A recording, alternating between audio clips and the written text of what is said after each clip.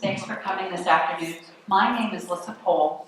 I'm a Program and Outreach Associate in the College of Agriculture in the Department of Community and Leadership Development. This is my third year on the UK Leadership Forum Advisory Group, and so on behalf of our group, we're really welcome you to the closing keynote today. And I'm going to be introducing Dr. Tracy Sanson, and I'll be handing it over to her, and she's going to inspire us to get out there and change our minds and shift our thinking just a little bit. Dr. Sanson is an emergency physician with more than 20 years of experience in emergency medicine education, emergency department management, and leadership. She's an educator on leadership development and medical education, co-chief editor of the Journal of Emergencies, Trauma, and Shock, and associate professor of emergency medicine at the University of Central Florida. Still, okay, good. In the College of Medicine there.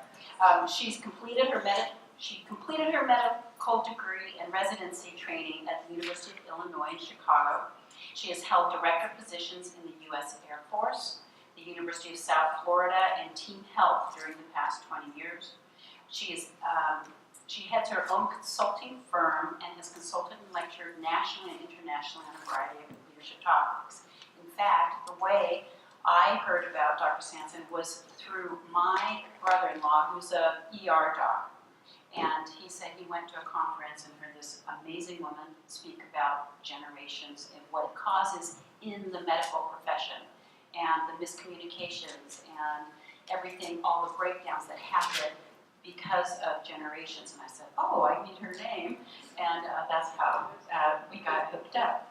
So please give your warm welcome to Dr. Tracy Sanson, who will talk today about prioritizing generational synergy.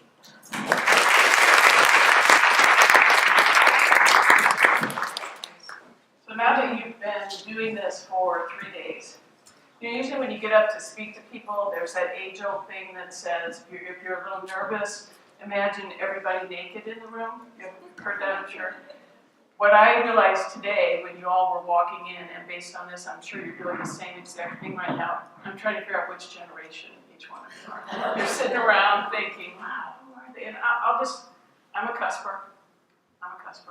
So I'm going to leave that to you to figure, am I a millennial X-cusper or am I an X-baby boomer cusper? So I love speaking. I'm speaking on this topic. And we were talking earlier about what usually drives you on things is an incredibly bad experience. And I had an incredibly bad experience with a supervisor and thought, where did that come from? And then started looking into something like this. I also had an experience with a medical student who walked in, had missed something that I had laid out and needed to be done. I had the word mandatory in front of it. Is there anybody else here who needs me to Wikipedia the word mandatory for you? So I said to him, why don't you come to the office, I want to talk to you about something, because I knew he was going to fail the rotation, which now was going to put everything behind. And I thought about what I was wearing. I didn't wear power red. I feng shuied my office so I didn't look like I was, too intimidating. And he walked in and sat down and started to text right in front of me. And you realize that we have these things that tweak us without even realizing it. I will tell you, I also will not get up to speak unless I am absolutely convinced I can change the world. And I know that sounds a little pompous there, but how do you change the world? You change the world by changing people's actions. And how do you change their behavior and actions? By changing their beliefs. And that's what I plan to do when we discuss this here. We are actually going to look at it from the direction of return on investment. I think you've got a lot of information over the last couple of days of where we are. The different viewpoints, the kind of stereotypes that we have on people. But what I want to recognize is that there is richness and strength in this, and we have to capitalize on it. When we do, it has a definite impact on our business bottom line, which is something that's important. It keeps us all here, keeps us fed, but I'm really going to also focus on the health impacts that it has. I'm a physician. That's where my direction is usually completely focused here. We're at an intersection right now. And it's not just gender, it's not just generational, it's the whole idea of how do you identify, the concept of diversity in general. You have on one hand, the millennials coming in who are expecting things fast-paced, creative, innovative, and we have the boomers who, in a lot of people's minds, just keep hanging on. You're like, what the heck are you still doing here? So who's thinking that? That's the Xers who are like, I want to move, I want to move, I want to do something. There are very specific generational differences. And I'm sure you've been over those in the last 2 or 3 days. The big one I know personally that impacted me was this bottom one, career pathing. I have looked at resumes and resumes and resumes, both with looking at medical students who want to come into our residency, as well as I've been medical director in hiring and firing. And what did I used to think when I saw a CV or resume, and there was a 6-month gap in employment, or a 6-month gap in whatever they were doing? What did I think? Slacker. Well, the word that comes to my mind is institutionalization. Either prison or psych. That's what it is. I mean, who else doesn't work for 6 months? Who else stops their career development? That's where I was going. But what does it mean now? What's it mean now? You did something, you got a different degree, you went to Honduras, you spent time in India and ashram, I don't care what you did. So I, as well as all of us, had to look at what am I bringing to the table and then potentially negatively impacting those people around us, including myself for missing these things. We're very different? Absolutely. That's what we've talked about in the last couple of days, but we have a lot of similarities. And just look at that, teamwork. Who here doesn't want a flexible work arrangement? I'm going to actually specifically talk about that. Work-life balance, although I have changed my concept of that, there is no balance, right? People, there is no balance. You know, they say, I want everything. Oh yeah, you have everything, just not at the same time. There's no imbalance, there's calculated imbalance. We need to choose what we're putting energy to, where we're going at that specific time. But we do want to find, or at least be able to have those choices. A challenging job. We'll talk specifically about that coming up, how it fits all of the generations. And then, of course, we want to be financially rewarded. This is where we are. Both, all four, everybody that's here, that's in the workplace, that exists as a human being, wants career advancement. And we want to get feedback and recognition. What might be slightly different on this based on which generation is how frequently you get that feedback. But we all want to know, how am I doing? Does it matter that I'm here? Anybody else feel that? You ever driving home and think, seriously, am I just supposed to get up, go do it, maybe get a paycheck, go home, do it again? I want to know that I matter. And as far back as we can go, like reading hieroglyphics or whatever it was, everybody has asked that same exact question. So it's not a new thing that's come in from the generations. And we want organizations that have diversity. That's where we get creativity. That's where we get innovation. That's where we broaden and open our mind to things. And we want to look like the people that are around us. I have spent most of my medical career as the only female in the emergency department or in that room, or that is really, really lonely. And it cuts back on the ability to get out there, strategize, and go back and forth. When that works, when we have the above, then you have job satisfaction. You have commitment, and you have less turnovers. That's ideal for all of us. It's not specific to one generation. All of us ask this, and this is what we're looking for. We say, is this a winning organization I can be proud of? When they go back and look at what are the top 4 questions, what needs to be answered in order for you to keep engaged people in your organization, in order for you to be able to both recruit and retain, It's these questions.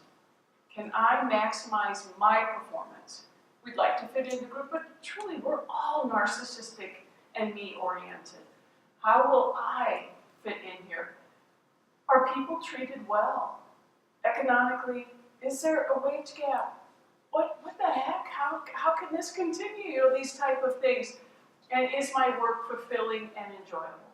That's all of us. We do have the stereotypes, right? And let's go through a couple of the funny ones. Which group is this? Yeah, it's not just the silence, it really is. My daughters told me this one day. They said, Mom, you're never going to be able to get anywhere. And I said, why? She goes, we look at people, and if they do this on their phone, you have to use both thumbs. I had to work to be able to use both thumbs.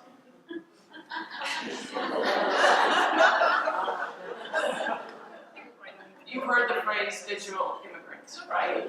That is us. One of the guys I work with still, in order to, he's like, email. I have to have this administrative assistant print up the email and tape it to the front of his computer. Now this is for the Xers, and I'll read the bottom. It says, do you have a card for a half-sister's biological father's permanent companion? The Xers were the generation when the world blew up. They did, and truly built up. If you wonder why Xers are so like, why would I trust you? Seriously. I mean, my parents lost their pension, and everybody was fired from Pittsburgh Steel, even though you worked there for like 6 generations. And somebody said, don't worry about the O-ring, and the shuttle blew up. And then we had the president doing X, Y, or Z in the office, and then we had the Boy Scouts, the Girl Scouts, the teachers, the churches. Every organization let the Xers down. But that impacts all of us. That's where the world is going. And then we have the Y generation. And our thought is, we often think is, why do I have to do this? Why don't you do this? Why don't you fix it?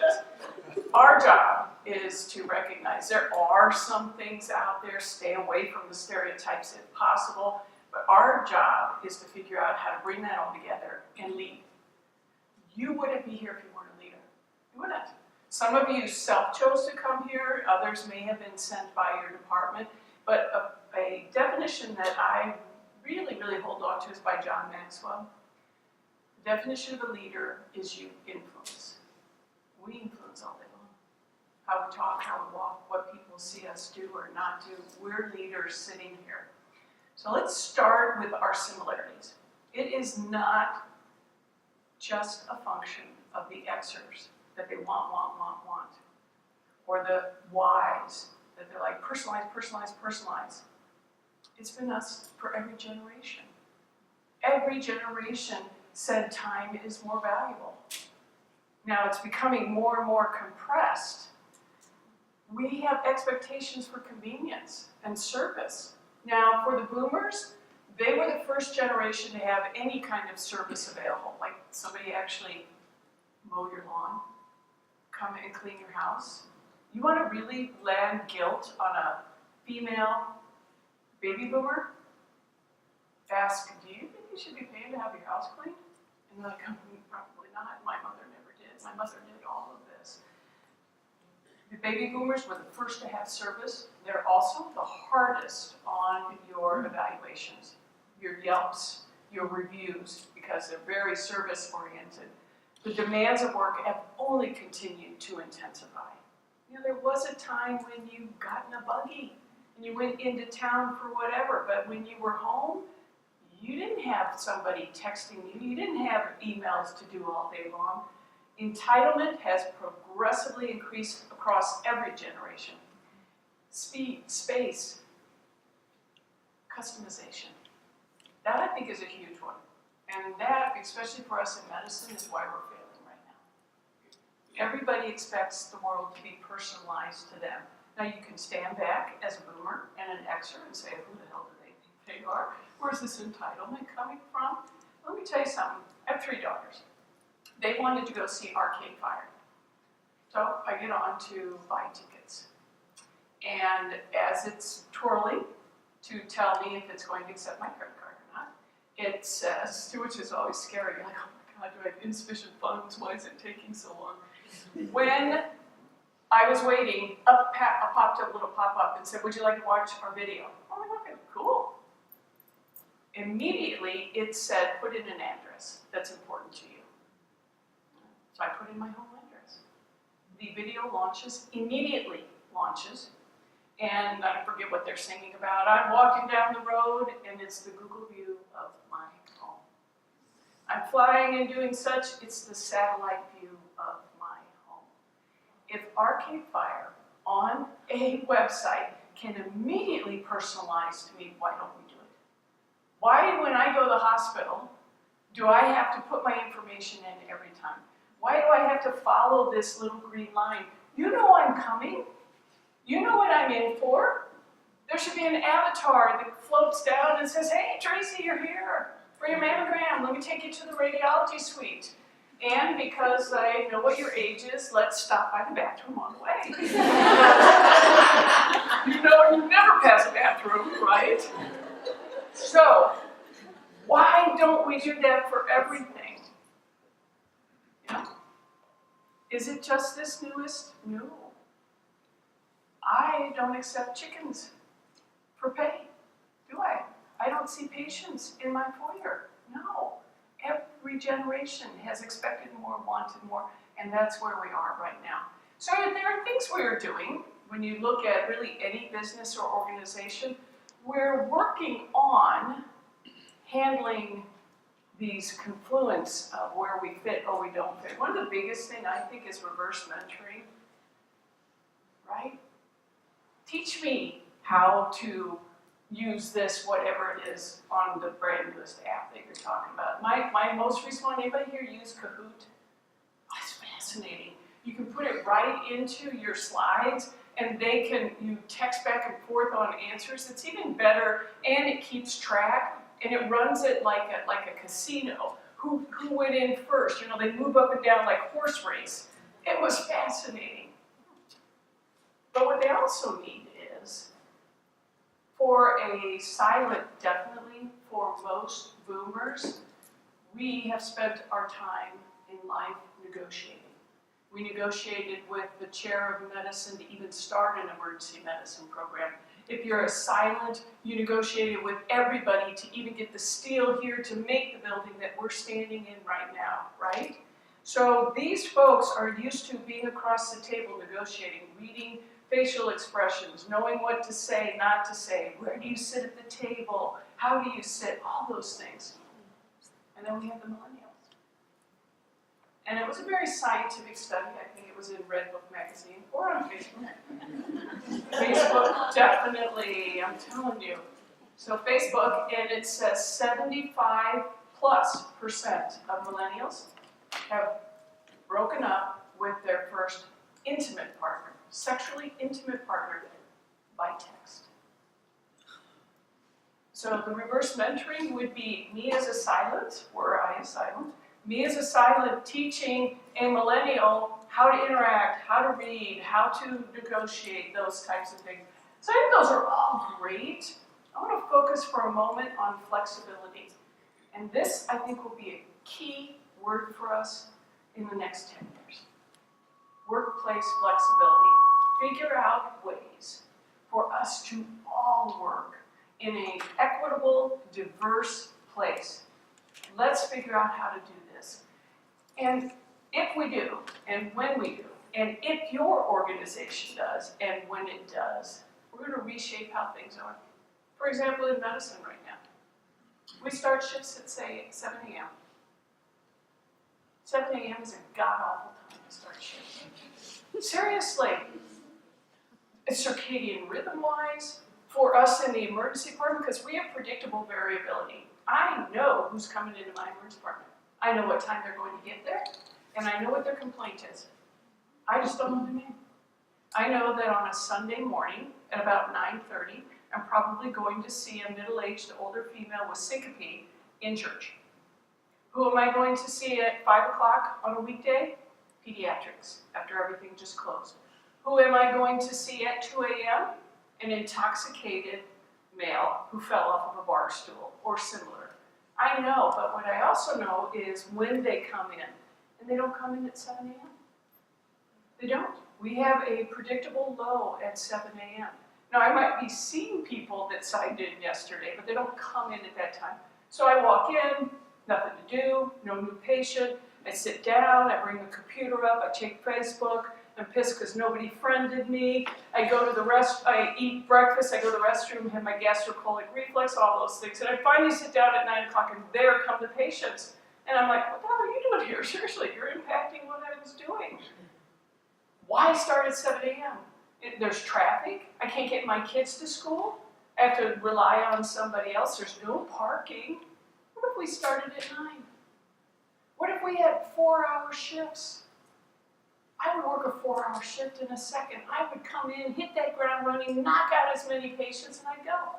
I can do things. I get kids to school. I can come in, have a parking place. All of those things will be important. So back to the original question, why did we start at 7 a.m.? Because that's when the sun rose. That was before we had lights. Look at all these things that we're still hanging on to for no real reason of where we are right now. So flexibility in everything. What's real full-time hours? What is it? So for depending on your generation, it's 2,000 hours, right? 40 hours a week times 50 weeks. That's 2,000 hours. For emergency medicine residents coming out right now, the expectation is about 1,300 hours, right? Because they go to Nicaragua for 4 months out of the year, or they do other things. We have to really look at what's full-time.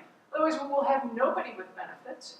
We will have nobody that remains engaged in your organization because they're always looking for the next best thing. One of the recent residents I was talking about, I said, so where are you planning on signing? How have you been? Well, I'm waiting because I kind of see myself as being on eBay, whoever gives me the best deal. So if your folks are there because of the best deal, then they're going to move quite often. What we want to do is have them stay because we're mentoring and developing and there's a reason for them to be here. Reduce my hours, make it part-time, part-year. Make it fit with me. If you make it fit for me, that's not narcissistic, that's not me-oriented. That's what works, and I will come in and be the person that you want me to be working there. How about on and off? You know, university systems at least have, quote, the title sabbaticals. Nobody else has that. And there are life events, there are seasons in our lives, there are things that we could do, opportunities that arrive that would change us as a person. And in most of business, we have no way of doing that. And then actually being able to address life events, family needs. So we talk about the Xers and the millennials changing the workforce. And we say snotty things, like they have no professionalism. They're not involved in things. They just want to come in and out. And it is true. They have said, and their actions say, I will not sacrifice my life, my family life for a career. Well, yeah. What did I say happened to the Xers? The world exploded in front of them. They are really not very trusting for a good reason. So they say this, and then you look at the literature, less than 50, quality of life. Personal time, family time is huge. 2/3 are not worried about the money. They want to be paid, but they're not going to work those night shifts or those 70 hours, 90 hours, all those things just for money, which is how we used to staff, right? You'd find somebody who was young and hungry and paying off bills. That does not occur anymore. So is it the Xers? Is it the Ys? Let's look. What percentage here want part-time? And this is just one study, but you can kind of generalize. What about this study out of the retirement literature? For those over 50, the baby boomers, it's about the same percentage that are like, I don't want to work full-time. I have other things that I need to do. And this is why. This is my gorgeous family. We have 4 more dogs now. One of which is a Mastiff who's well over 200 pounds. He is the sweetest dog you've ever met. And this is the other part. And this part lives in Florida, and this part lives in Illinois. Life exists. The sandwich generation for all of us in this baby boomer excerpt is real. So while we often talk about, well, child care or things like that, how about adult care, how about respite, how about we just step back and recognize that life exists? Quit pinning it on a generation and say, we should have been doing this all along. We should have been figuring out ways to keep people healthy, happy, and engaged. So that's what we're going to talk about. Because the folks that are out there that are about to take our place or that we want to hire are in a candidate-driven market right now. If you've got your stuff together, you can find a place to work. So how do we keep the best? How do we keep the brightest? Well, include them. Have a place where people look like them. Have diversity as a common, and I'm not talking one female in a group. True diversity of thought, of all the things that we talked about up there, gender, nationality, ethnicity, identification, and age. Have places where you fit. We talked a little bit about personalization, and I'll get into that. What we're really saying is, as a business, how do we get return on investment for the people and the situations that we're setting up? Equity and inclusion are going to impact your bottom line. This is not just being fluffy. This is not just what we got to do because everybody else is doing it. Every generation brings incredible values, expectations, yes, but they also bring skills. If you're ignoring that, if you're allowing them to go someplace else for the better deal or because they feel included there or somebody has actually personalized life to them, they will walk. When you have generational competence, and I'm presuming that's much of the reason something like this was done over the last 3 days, was to not only raise your consciousness, but then to go back and start incorporating this for you and the people that work with you to develop a true competence. When you have that, people lead better. They're more confident. They understand who's around them. They don't say stuff like, what? Where did they crawl out from? What rock are they living under? How are we ever going to do this? All the whining and things that we do about other people. Morale will improve. When you understand who's around you, when people around you have similar thoughts, when you understand where that thought comes from, when you stop saying things like, well, they have no interpersonal skills, and they stop saying things like, well, they can't even figure out how to work this piece of equipment. When you stop that and recognize we all have skills, morale takes off. When you ask everybody, every age, they want to know that their performance counts. They want to know that they can move forward. Two of the things are right up here with retaining people right now. One is flexibility. The second is that they matter. That they matter. That they will be developed. That somebody, even if they self-identify, would say, you're right, you have that strength. Let's figure out how to make that strength better. Let me figure out what kind of development we have. You know, for boomers, you got a job. You're glad to have a job. For silence, you were happy to be paid. For the Xers and the Y, they're now saying, give me training, give me education in things that develop and move me forward, which is probably a good reason several of you are here, is your own personal development of how can I do this better. When you're engaged, your productivity, your customer satisfaction, your profit all improves. Improves the business bottom line, improves the return on investment. Can I give you specific numbers? No. There are things that we know that are correlated with it, but it is one of these softer things that's a little difficult to give you actual numbers. Here's what keeps people engaged. Do I have teamwork? True teamwork. Well, you know, if you think the other person is from Mars, if you're waiting for them to finally come around to your way of doing things, if you're looking at them and saying, what a goof, you don't have teamwork. All the way down to trust. I cannot trust somebody who doesn't think I'm worthy.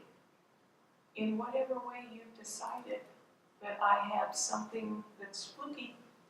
And it's probably, in most cases, based on we have different ways of viewing things. No different than having, I understand Chinese and you don't, right? It's a different way of looking things. Nobody's right, nobody's wrong, but it clearly exists. Am I valued? Am I making a contribution? All of these then impact things like job satisfaction and benefits. And when you have people that are engaged, and what makes us engaged? That I matter, that you care about me. When you go back and look at the books that are out there, I love Marcus Buckingham. I'm going to read Marcus Buckingham. If you do, I really suggest buying him on tape. He has the most gorgeous voice you have ever heard. What he says in there about leadership. And the greatest leaders, he said, what are the greatest leaders? What did they do? And it wasn't anything particular. He looked at them all. Was it that they had a great budget? Was it that they were disciplined, that they could communicate? Nope. It was one thing. How much they cared. So when people feel like they're cared for, that somebody cares about them, and that they're going to be developed, then all of these things occur, which impact your bottom line and the return on investment.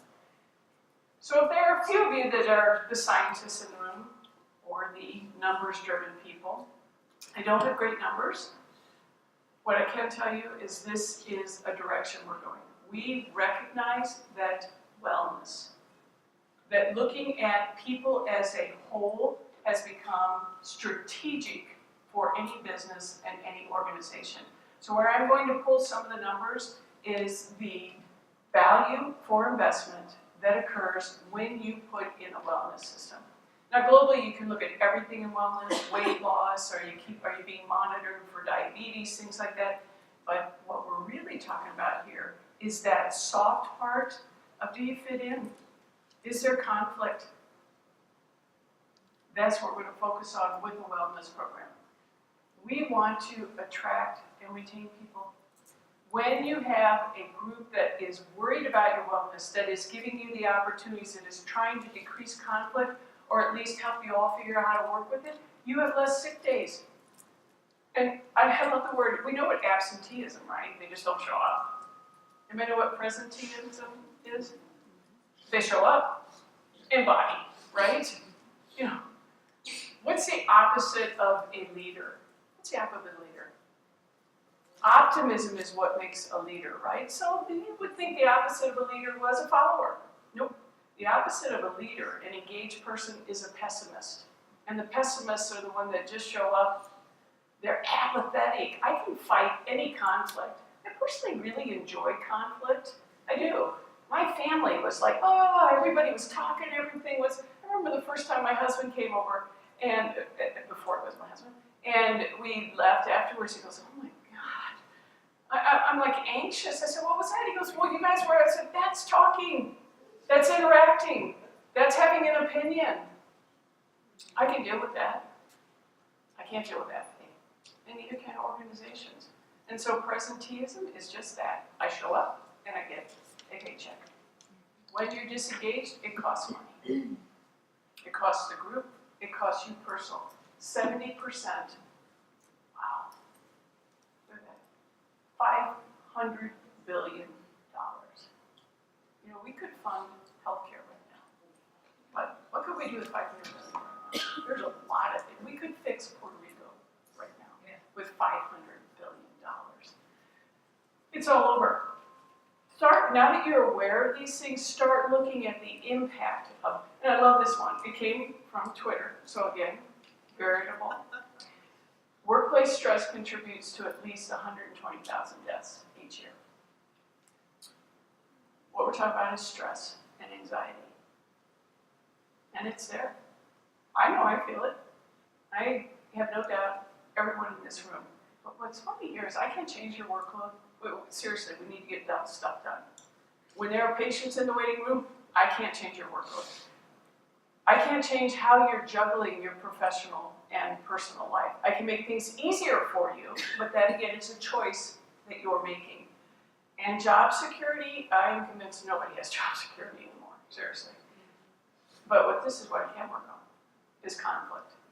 And part of conflict is figuring out who the people are that you're in conflict with, and recognizing some of the expectations they have, and some of the background and where they came from.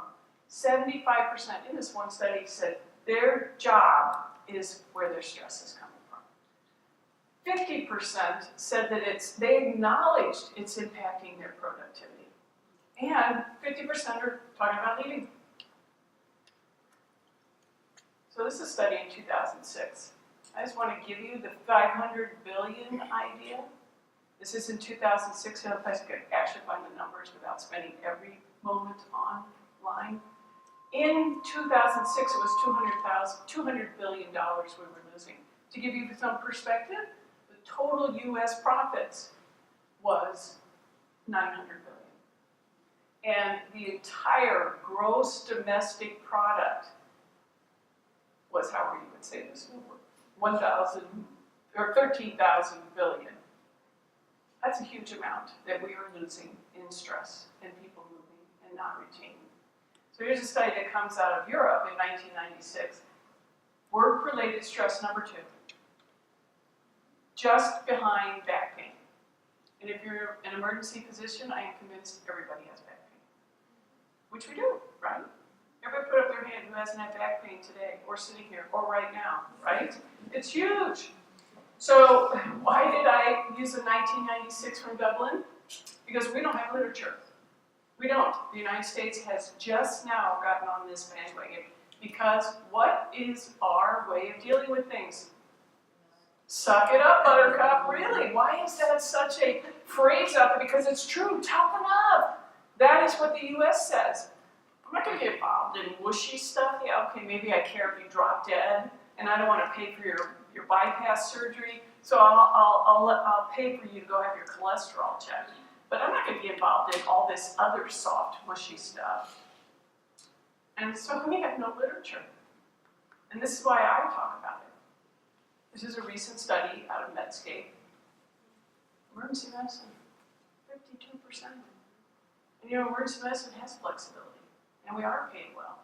And it does work really well with those of us who are all over the place and, you know, don't know what we want. 52%. Over half of us are burned out right now. Burnout is real. That wasn't baby boomers that started this, but it's true. So how do we step back and acknowledge that it exists and do something about it? So this is from the British Medical Journal. Look at that, chronic stress. So just a thought here. Anybody here almost crashed your car? You looked down and you looked up and there were red taillights. You slammed on the brakes. Nothing happened. But you didn't start, your foot's like going this for a second. Why? Well, because your cortisol level went right here. When you are stressed, your cortisol level stays up here. We're not meant to have it that way.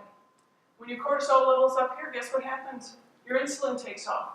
What happens when your insulin is up here all day long? Our insulin is meant to be, you eat, it goes up, comes back down. You maybe don't eat for another 8 hours, or what really worked was when we were on the farm and we were so busy that we really only ate one big meal at whatever time it was. So if my insulin is up here all day long, we become insulin resistant, right? Everybody's heard that topic. And we gain weight. And things don't work. And we get diabetes, hypertension, coronary artery disease. When our cortisol level is up here, how do you deal with that feeling like you're going to shake all the time?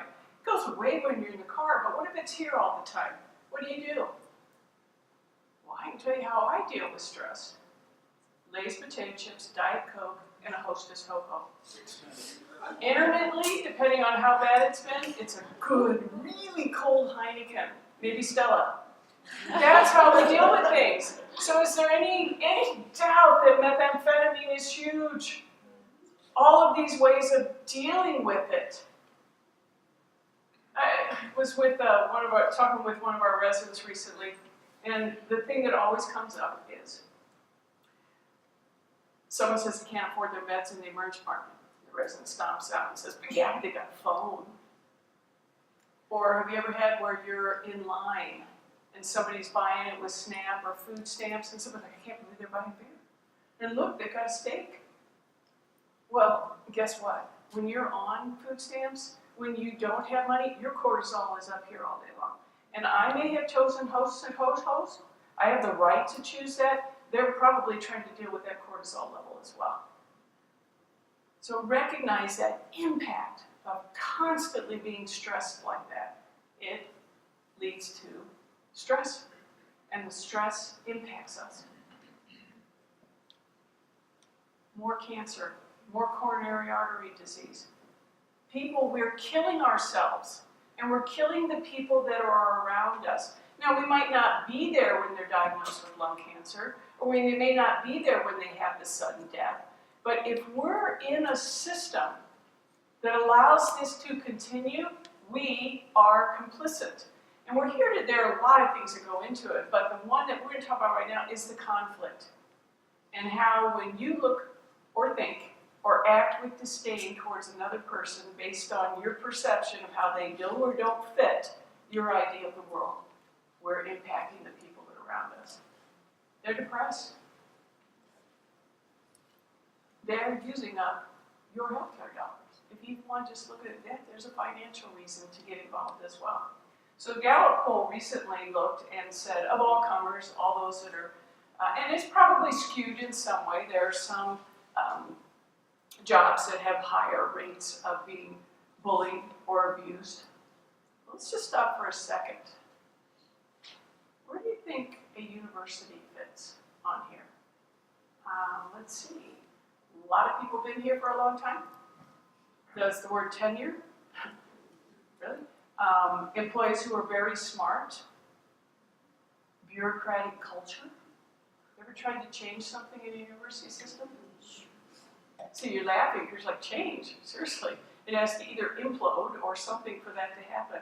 I know I got all riled up at our university, and he didn't say it, but I felt like he was going to grasshopper, settle down for a second here. For those of you that remember Kung Fu, that was the way to...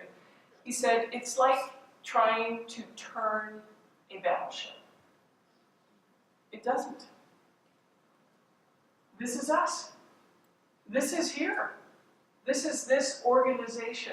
So, why do we have stress? Why do we have conflict? We have to go back to the neuroscience basis of it. Our brain doesn't do well with stress. I'm going to walk over here. And I can already see folks that are not making eye contact. And they're becoming tachycardic, and they're like, don't turn left, turn right, whatever it may be. Very nice person here. I'm just going to stand here for the next little bit. I've showered. I'm really fairly nice, but I guarantee you she's tachycardic and tachypnic right now. And if I stay here much longer, she will urinate on herself to get out. That's what we do. That's what our brain does when we're stressed. So here's what happens. When I'm stressed, for whatever reason it is, and you can pick whatever department you're in or whatever job it is that you're doing, when I am stressed with that, I have three things that come up immediately. I try and freeze. Well, that doesn't work, right? People are like, come on, we have metrics here. You're not meeting your productivity quota. You're up for your evaluation, whatever it may be. So then I try and flee. That doesn't work well either. Although one of the hospitals that I work at, we respond to codes up on the floor. When somebody has just died, we're trying to get them back. And so it was code in the cath lab. As I was going in, the cardiologist was leaving. That's what fleeing looks like, okay? We can't freeze, we can't flee, so what do? We fight. We fight. And that's where the conflict comes from well-meaning people. This is based in our brains. The other thing that our brains do, just to remember, especially when you're driving home and ruminating, or you're sitting there thinking, I should have done this, didn't do that, a couple things to think about. Our brains focus on fear, flaws, and failure. They're built that way. Otherwise, we would walk in front of a truck, right? Or we would do something that we couldn't do. I fear jumping off a building because I know I can't fly. That's a really important evolutionary thing. Now, if I'm at home thinking of a great thing to do that would be innovative and creative and would probably change the trajectory of my career, and yet I fear not knowing enough, that's a problem. So recognize that when you're talking. Oh, brain is trying to get me back there. I'm not going to stay. So how do we get out of that misery? How do you get out of that fear, flaws, and failure? This is homework. Before you go to bed at night, after you've been on Facebook and Instagram and Snapchat, the last thing you should be thinking to yourself is, what are 3 things that did great today? What are three things that were amazing today? Because our brain focuses on negative. It has to. The negative screams at us.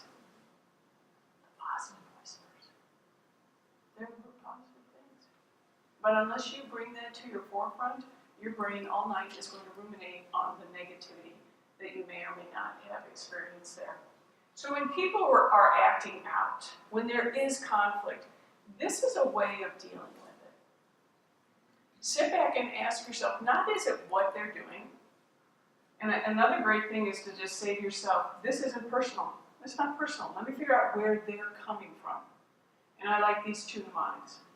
When somebody is acting out, they're either hungry, angry, lonely, or tired.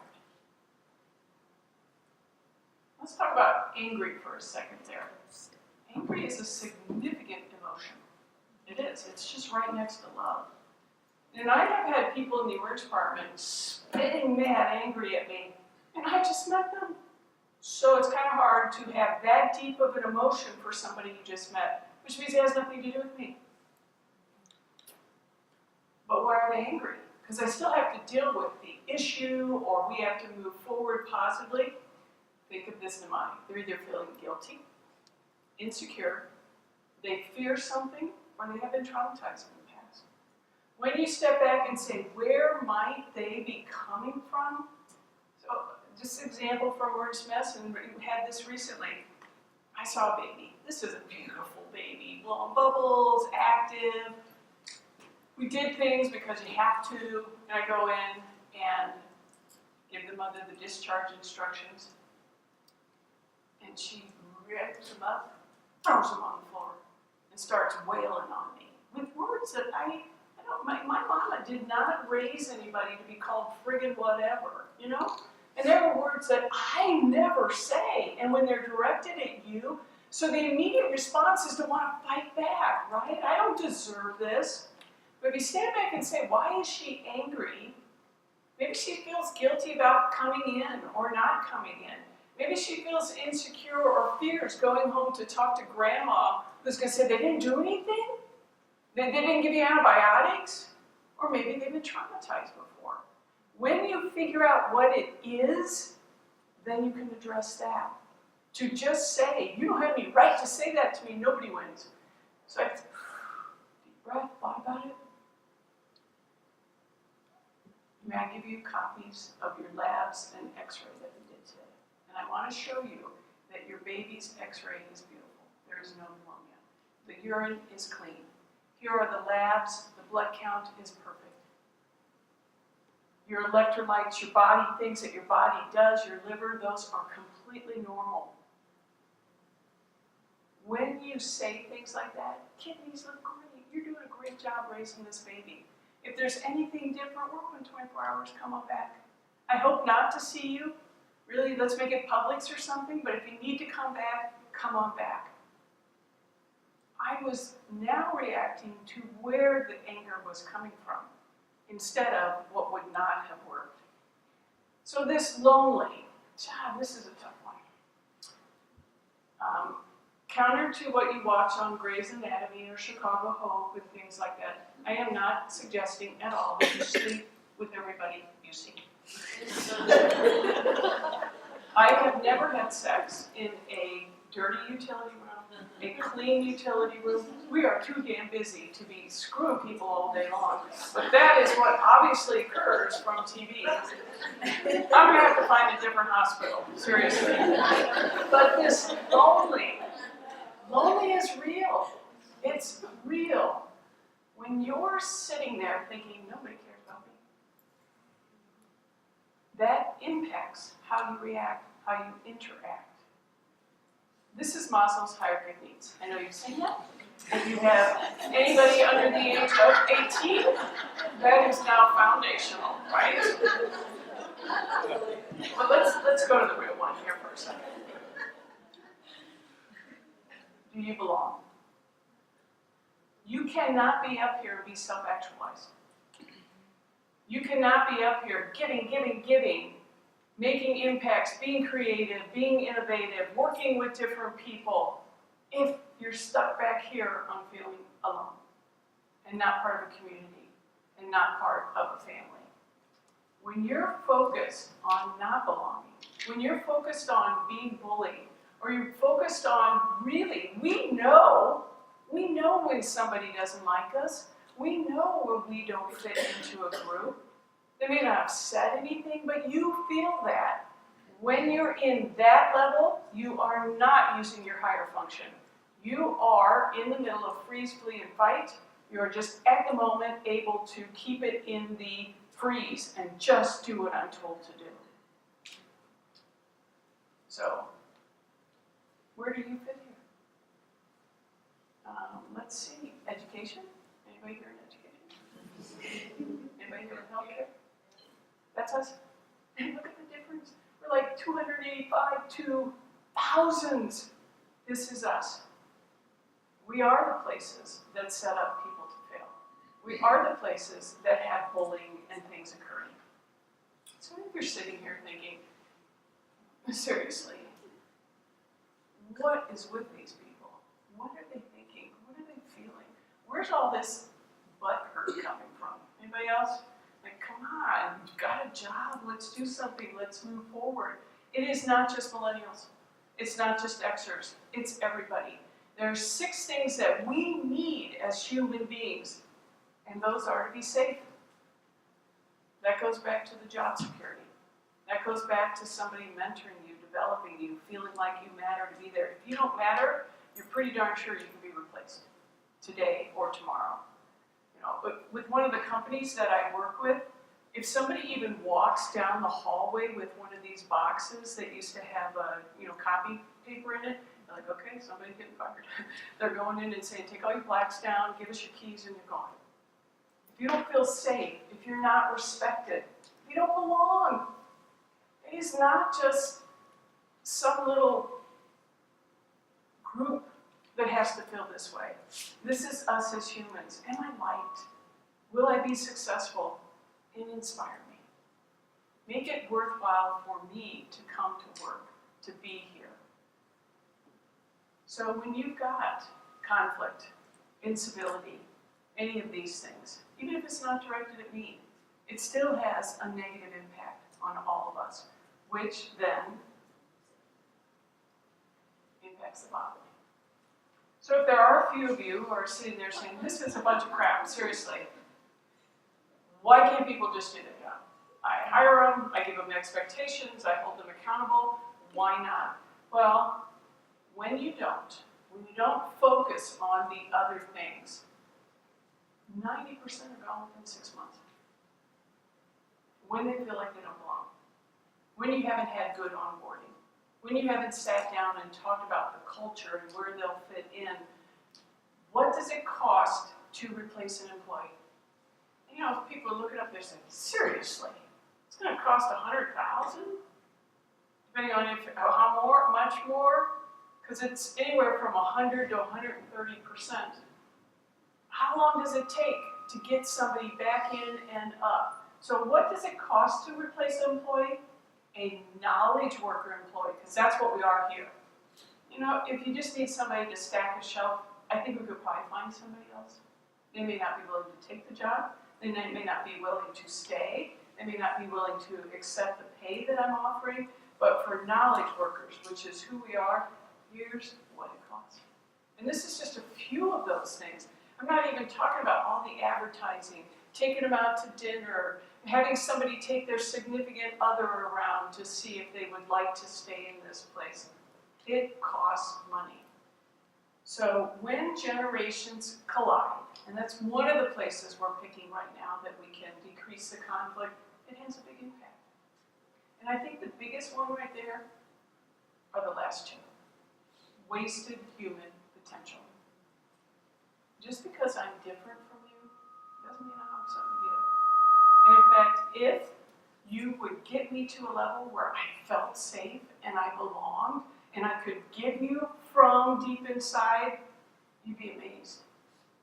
But if I don't feel like I belong, and if there's conflict, and if I worry that I can't stay, or I worry that you don't understand why I need this or need that, and then the health impact, true health impact, coronary artery disease, diabetes, all of these, we are killing each other. And so what happens is people move, and they go someplace else. So here's what our job is: build an environment where people want to stay. You know, don't threaten them, don't penalize them, don't say, well, if you leave, you're going to have to pay back all of your loan repayment. All of these things that we try and do, how about make it a place where they want to stay? All right, let's stop. Let's go back for a second.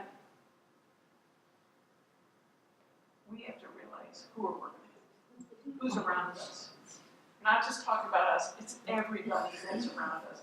So I want you to, for a moment, think about yourself and your colleagues.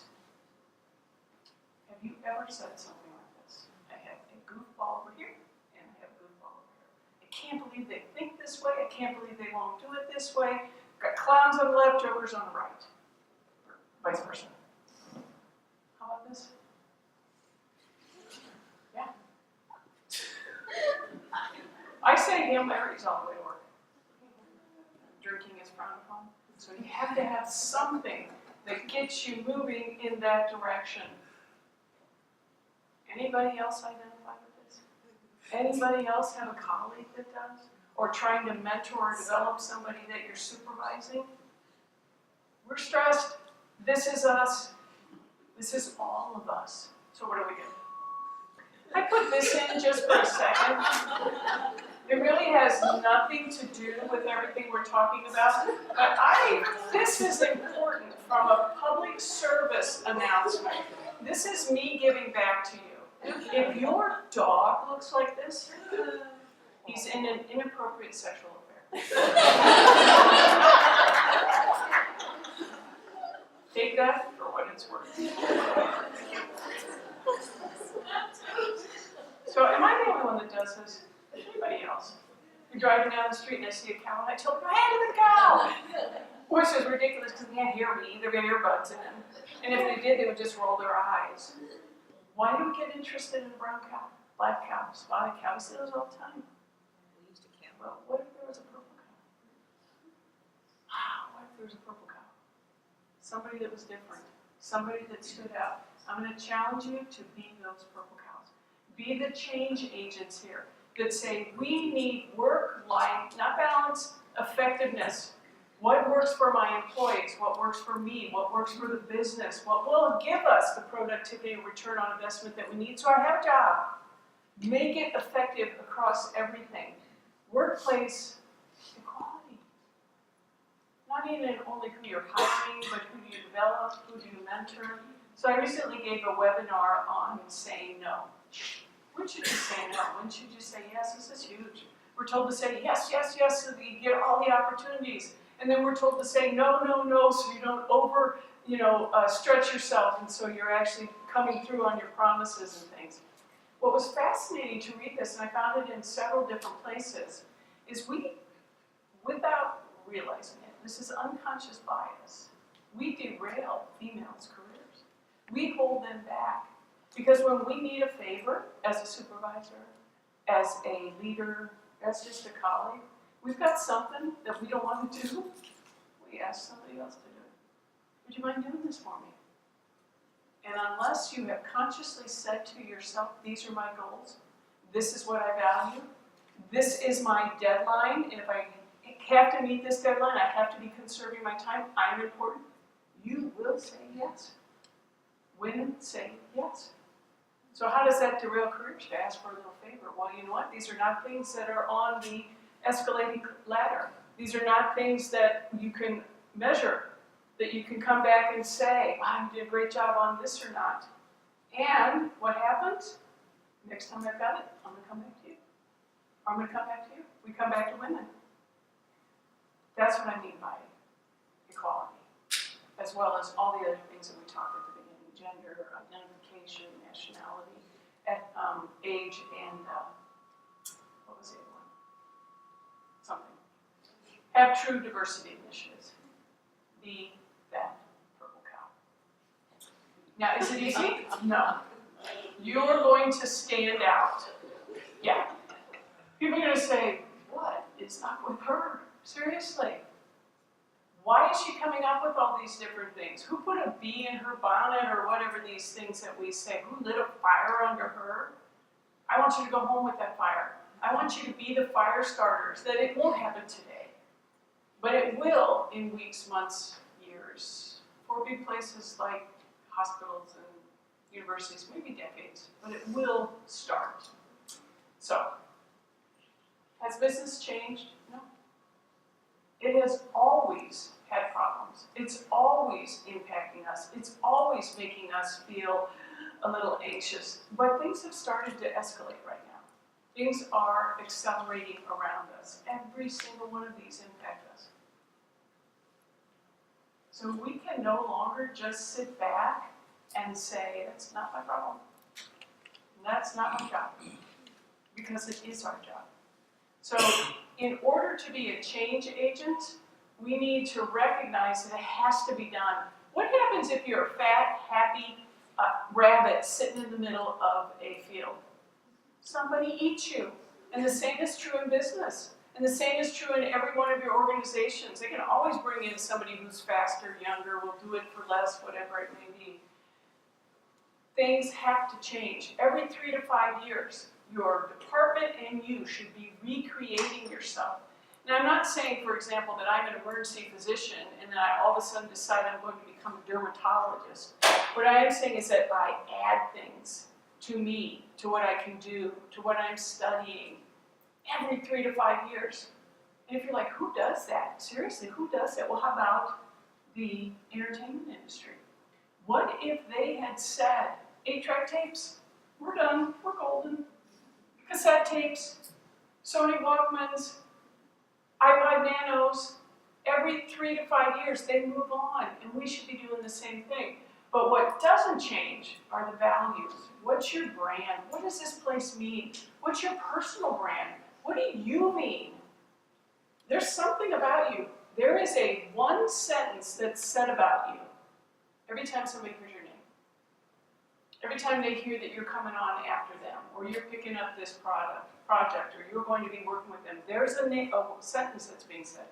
We would ideally not like it to be a word, which never really fits well with things, right? But there's a sentence that's said about you. Own it. That's what doesn't change.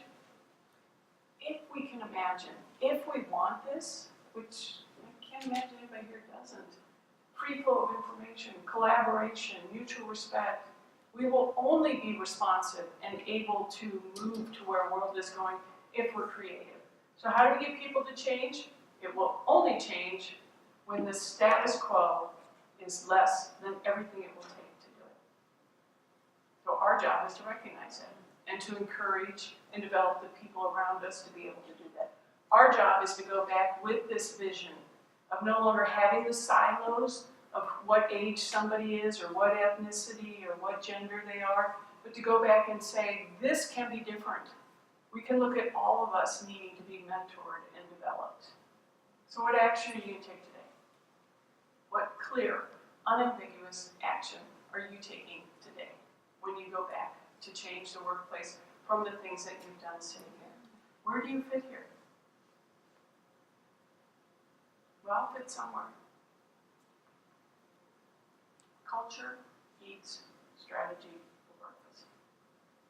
This is where I would start with. You can go back all gangbusters, but if you hit a wall, you're not going to get anywhere. So how do you change culture? Well, start setting policies. Start having, just like this, your educational outreach to include things like this. Remove the barriers that are out there from us being effective at work, as human beings, as folks that are growing. Develop metrics where you're really testing who's doing what.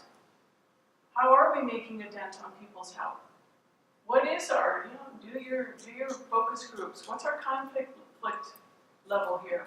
How about you look at how many people have come and gone? So one of the emergency departments that I was evaluating recently and consulting on them had 95 nurses over the last 4 years leave. So let's just say $100,000 a nurse. Who has that kind of money? Where would that money have been better spent, right? So what are the metrics? Make a case. Okay, I can't give you exact numbers on what it costs, but I can lay this out on the return of investment of getting involved and recognizing the people that are around you, and then start making it worthwhile and part of your culture to have flexibility that's built in there. Write something like this. You sit down as a group. You decide. When new people come in, you say, this is who we are. When somebody slips back a little bit, you reinforcement. We believe here that everybody is high potential. We truly believe that. We work on it. We want to keep them. We're not just saying, well, she couldn't quite play well in the sandbox, she's gone. You know what, maybe you need to fix the sandbox. We need to show people by what we do that they're trusted. Our people are our greatest asset. Everybody says that. It's really fairly rare that they do the actions that follow up on that, or that we perceive it. We select nice people. How many of you have seen this, where it said everything we should know we learned in kindergarten? Be kind. Kind. And create an environment then that keeps people that want to smile, that keeps people who are kind. We here treat each other honestly, civilly, and respectfully. Do you say that? Do you bring that up? And I'm not just saying have one poster up someplace. This is who we want to be as a group. We want to innovate. We want to move forward. We want us all to have jobs. We want us to have better paying jobs. We want to be fulfilled. We're not going to be able to be agile and reaching for excellence if we're not collaborating and using everybody's strengths. Name it. And those people who can't come along, when you've changed the sandbox for them, then you know what? We cut dead wood. We can't have apathy. We can't have pessimism. We can't have presenteeism. But you have to work to figure out where they're getting here. So in Florida, we have hurricanes. You do too. But if a hurricane hits a tree that has never been trimmed, that tree goes over. And you can have roots that are 1 story tall. You're like, how can you knock over something that had roots that went down a whole story? Because the tree was never trimmed. Now, if you trim that tree, you spend the thousands of dollars that it costs, you make those difficult decisions, the wind goes through and the tree bends, but it doesn't go over. If you've done all these things and they're not fitting in, find a place where they'll be happier to work. We here, this is our culture. We maximize and we value differences. We don't do that. We hire people who look like us. We promote people who look like us. Value and maximize differences that are around there. How do you innovate? How do you have teamwork? Recognize what the strengths are. We all have different ones. Quit looking cookie cutter. Maximize those strengths, celebrate those strengths, embrace the differences. So that brings me to one of the final questions here. For yourself, would you say that you embrace diversity? Dig deep. Or do you champion? We need champions. You're here to go home and be a champion. You're here to go home and be a change agent. You're here even just to go home and figure out how do you talk to your grandparents or your children, or the people next door who are somewhat different from you. Why do it? Because it's the right thing It makes sense ethically. It's a smart thing to do. It makes sense from a business, and it's the legal thing to do. Discrimination for age, for any of the things that we've talked about is illegal. Doesn't mean it doesn't happen, but if you need a reason, these are why. It impacts people's health. We're not killing each other or ourselves to the extent that we can modify those factors. It reduces people not showing up. It reduces the costs that are out there. If you're depressed, if you're overweight, if you're unhealthy, if your cortisol level's up here all day, you're using healthcare dollars. And you are having to pay a really high deductible, which means you're not able to do the other things you want to do in life. Morale, retention, recruitment. Now, I often hear people say, well, I hope it gets better. Well, I hope everybody else that's in this room goes back and does something. Well, I hope the people that put this on really have the leadership and administration change something. Hope is not a strategy. You have got to be the ones that go home and do it. Hope is not a strategy. So be flexible. Think outside your own generational norms. Look for shared values. We have them. I showed up here, slide after slide of the similarities that we have. We all want to be mentored. We all want to be developed. We all want it to matter that we exist and we showed up today, regardless of any of the other things that separate us from the person next to us. Create mutual respect. Every generation brings something. You're going to miss the perspective. You're going to miss that creativity, that potential innovation, if we're stuck in our silos. And wisdom transcends the age, the gender, and our differences. If we let it, if we're looking for it, is not going to be able to crawl that hole and do it for themselves. So here's the big ask. Why are we here? When you recognize these things, when you stop trying to figure out why he's so goofy, why she does this, you can run the competition into the ground. And whether or not that's your own personal, the people that are competing for what you want to do, your group, your organization, your department, whatever it is. So be that purple cow. Go home. Take what you've learned over these last 3 days, change your beliefs, and then change your actions. And bring everybody else that's around you in that same direction. Any questions? Oh, this is my contact information. I saw a couple of you taking pictures. I doubt it was of me. So if you send me a thing, I'll send you the slides. I steal most of them from other people anyway. Seriously. I try to put tribute to it is, but sometimes I found a really cool slide. Like I don't know who did the bullshit one, but that's one of my favorite slides. So let me know, and I'm happy to send you that information. So any questions at all?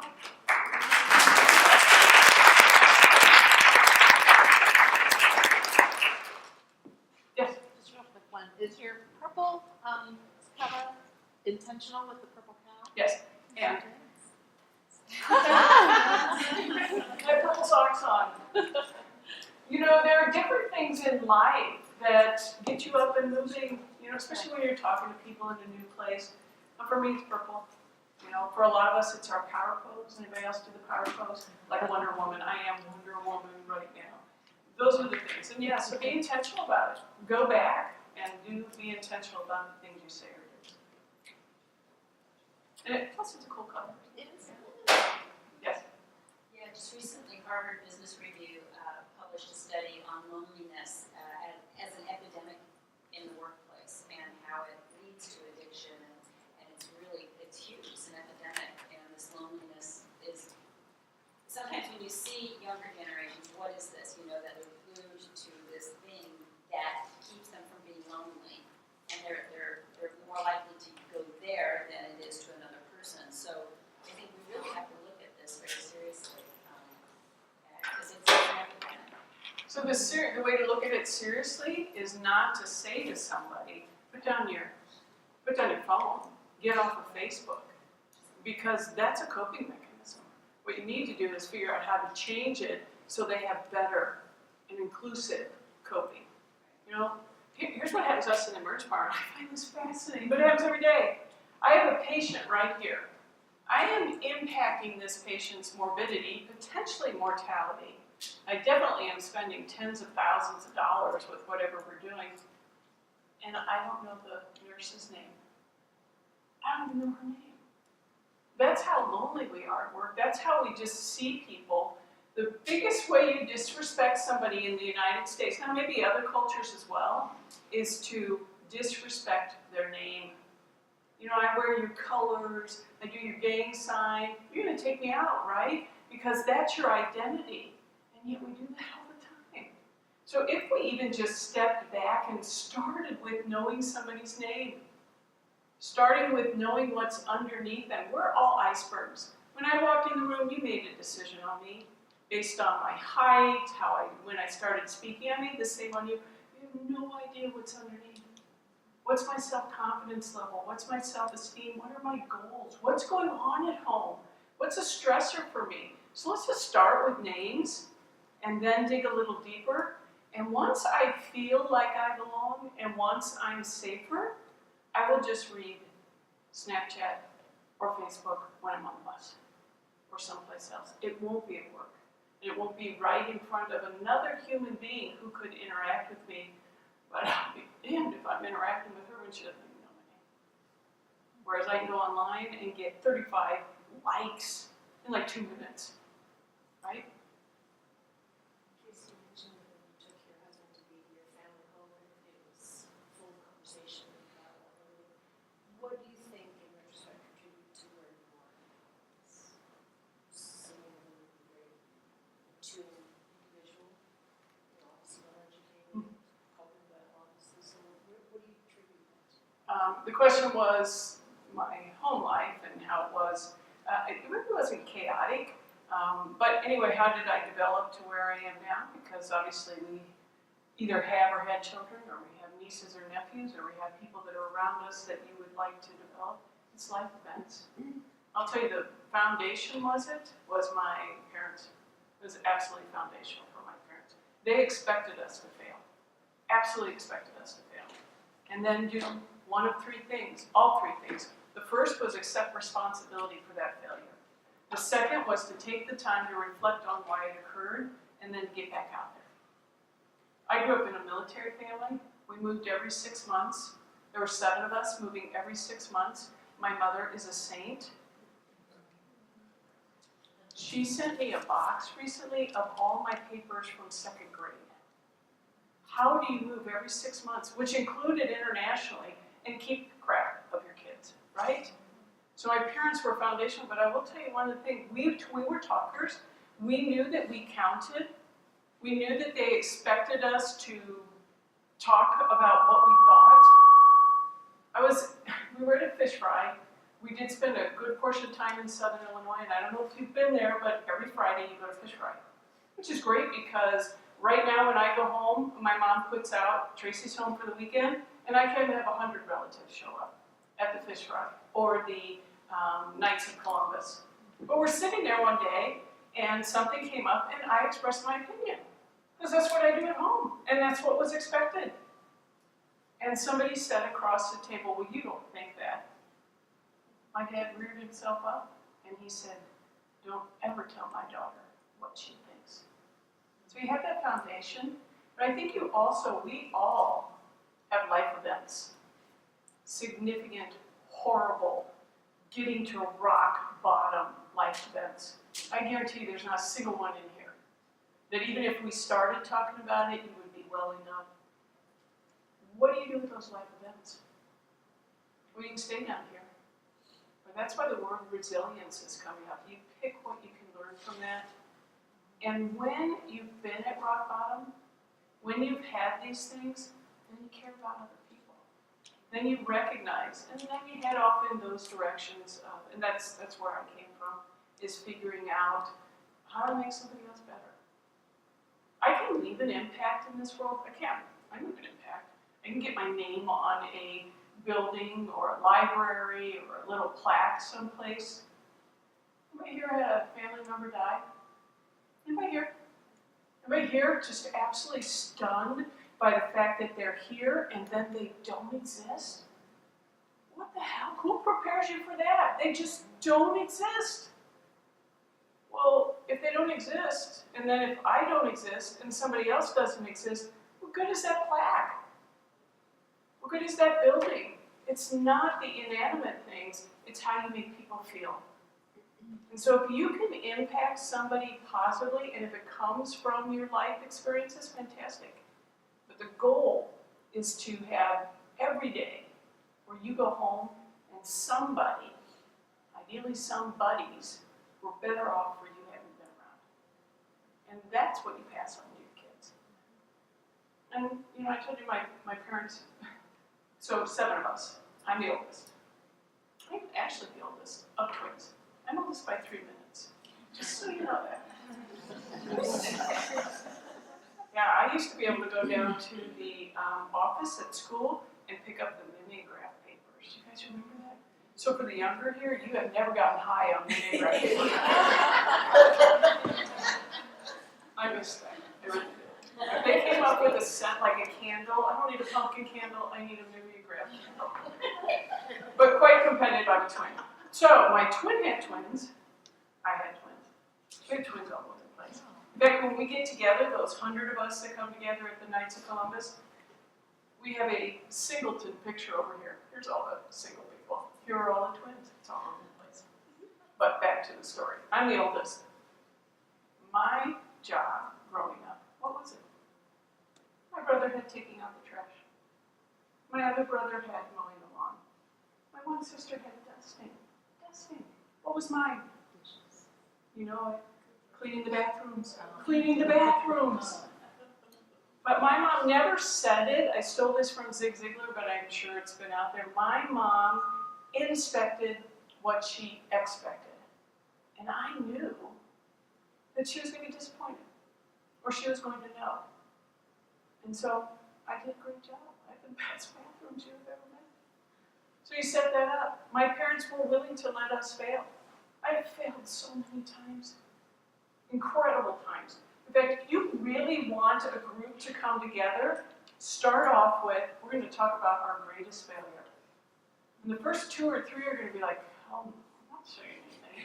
And then by the time the third person's like, oh, you think that was bad? Let me tell you what I did. If we shared failures, people would know. But I'm going to step back and tell you, I have never failed. I have never failed. The event failed. That communication failed. That intubation failed. That relationship failed. I have never failed. You go back and get your folks to believe that, your kids to believe that, you believe that, you silence that, what? Fear, flaws, and failure that your brain keeps throwing at you. They're called ants. Get rid of the ants in your brain. The autonomic negative thoughts that keep coming up.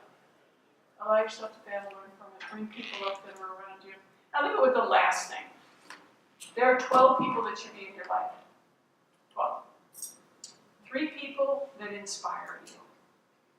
You know, you read their books. You go to listen to them speak. You maybe send them an email. You follow things. You maybe ask them for advice. You're close enough. 3 people that would die for you. 3 people who are your tribe. Anybody here besides me ever had one of those ugly cries? Ugly cries. You're sobbing. More snot than tears is coming out. You're on the phone with your, what I call, failure buddy. And they're like distracted. You can tell when somebody's on the phone or looking at emails. Like, what are you doing? I'm pouring my soul out. And they said, I just bought a ticket. I'll be there at 7:15 tomorrow morning. Who's your tribe? And then the last 3 are, who are you bringing up behind it? Who are you championing? So if you're sitting here thinking, whoa, I can't think of anybody, then I want you to do one other exercise. On a piece of paper, put the top 5 important things in your life right now. And the important could be for whatever reason. Remaining employed, one of those 5 things. And then I want you to put a circle next to each one of them on what that level of importance is. And then on another sheet, I want you to put those 5 things. And the circles now, the size of them reflects the time you're putting into it. And you flip those over, and I guarantee you they're not meaning. They're not. Relationships are what we will go to our graves with. Start working on relationships. And it then goes back to conflict and people being people and people being able to be whoever they are based on wherever they are and not having to just fit into it.